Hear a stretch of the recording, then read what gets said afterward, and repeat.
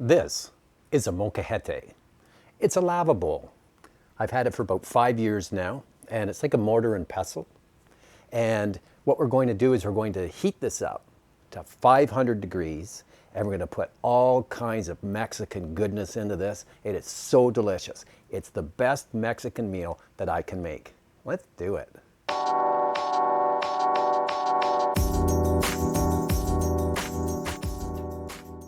Do you remember the first time that you were in a Mexican restaurant and you saw a big tray of fajitas coming out, all smoking hot and everything?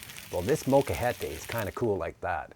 Now, you probably don't have a lava bowl, a molcajete. You can buy them on Amazon, or you could follow this recipe with, in a cast iron pan would work too if you heat it up to 500 degrees and then put it on a wooden board. So after I heat it up, I have a little board that I put it on because it's going to be really hot, 500. And what I do for food for this, it's never been the same. And I've been cooking this for 5 years now, and I have 2 molcajetes, one here and one at the cottage. And this is a recipe for 2. And what I do is I take a little bit of whatever I'm cooking. And what I have here is some pulled pork. I've got some pork belly, some brisket, another piece of brisket, 2 jalapeno poppers stuffed with cream cheese and red peppers and wrapped in bacon. And I've got a chorizo sausage right there. And I'm going to put some shrimp in today too. You can do fish, and it's different every time.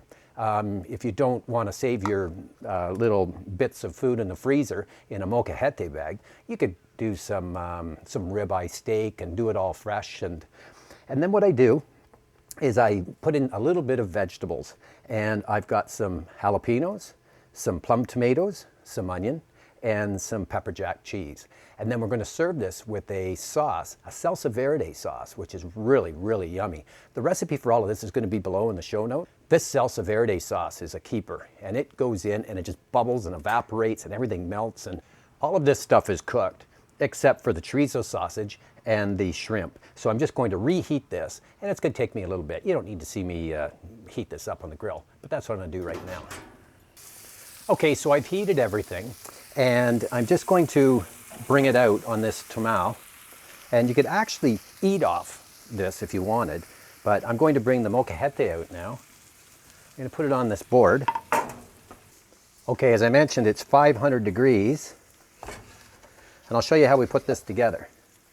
Okay, what I do is I have 2 sides of the bowl. Jennifer's going to have one side, and I'll have the other side. And I just split stuff up, and I kind of drape it over the edge. So I'll just start putting some meats on. Okay, we just drape it over the side like that. There's a couple of poppers. Some more meat, just throw down the bottom. Tomato, right at the side like that. Some onions. Some more jalapeno. Or you can use Poblano. Poblano is really good. Or if you remember when I cooked chili rellenos, that small chili rellenos in there would be very nice too. And then some shrimps, just to kind of like top it off. See, this is starting to look good, isn't it? And if you don't want to make it at home, write down molcajete and ask your waiter at your local Mexican restaurant if they serve molcajete. Their eyes will light up. Look at that. Is it all going to fit? It is. And then what we do is we put cheese. Now this cheese is just going to melt all over the place. I'm using a pepper jack cheese. I'm just going to stick it right at the side. If you overhang it like this, it'll just drip down onto the bottom. Stick that in. This is the salsa verde. And what I do is I just put it right in the center like this. Can you hear that? There you go. There's my loaded molcajete. I'm going to serve it with some, this is eggplant refried beans, a little bit of guacamole, and some shredded lettuce. We should be good to go. Thanks for watching.